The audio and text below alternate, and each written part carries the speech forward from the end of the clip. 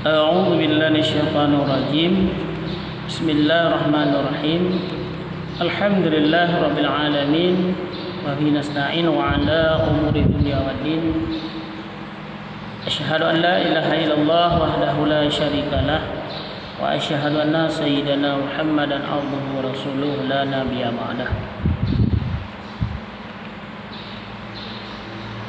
Wa qul ja'al haqq wa zahaqal batil innal batila kana zahuqa. Shadaqallahul azim. Kepada kaum muslimin dan muslimat, kaum sidang pendengar yang dimuliakan Allah Subhanahu wa taala, marilah kita simak sepotong perkataan imam, yaitu ulama besar Imam Ghazali, yaitu ulama tasawuf. Perbegahannya Imam Ghazali berbagi pembahagian ulama, kriteria ulama pada beberapa kelompok. Nah, beberapa kelompok bagi pembahagian ulama, kriteria ulama le Imam Ghazali. Ya, yang pertama, imma muhliku nafsahu wa ghairahu wa hum al-musarrihu bi talabid dunyal muqbiluna 'alaiha. Ada ulama yang mencelakakan diri dan orang lain, yaitu ulama yang terang-terangan mencari dunia dengan ilmu dan jabatannya.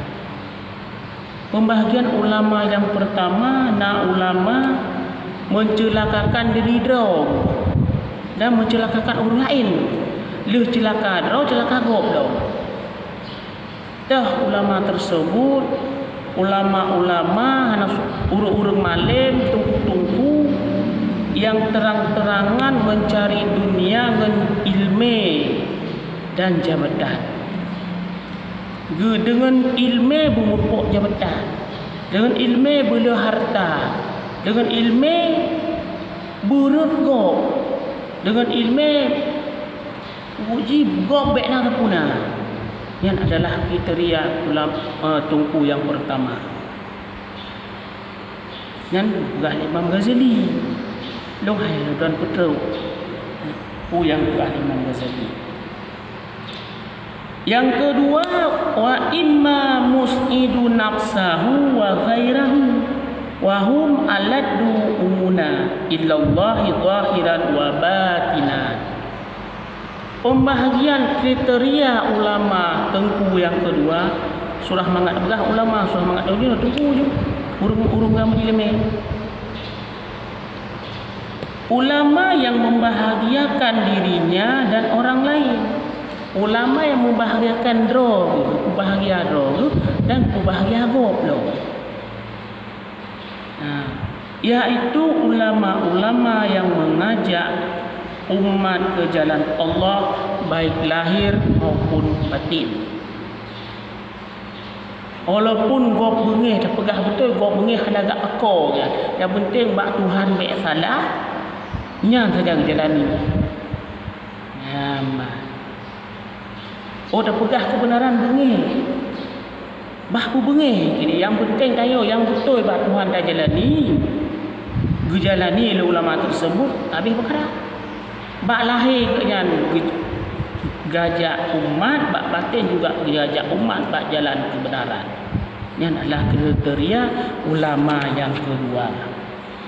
Kemudian kriteria ulama atau tengku yang ketiga, wa imma muhliku nafsahu mus'idun ghairahu wa huwa alladhi yad'u ila al-akhirah wa qad rafadan dunya fi dhahiri wa qasduhu fil batinihi qabulul khalqi wa iqamatul jah.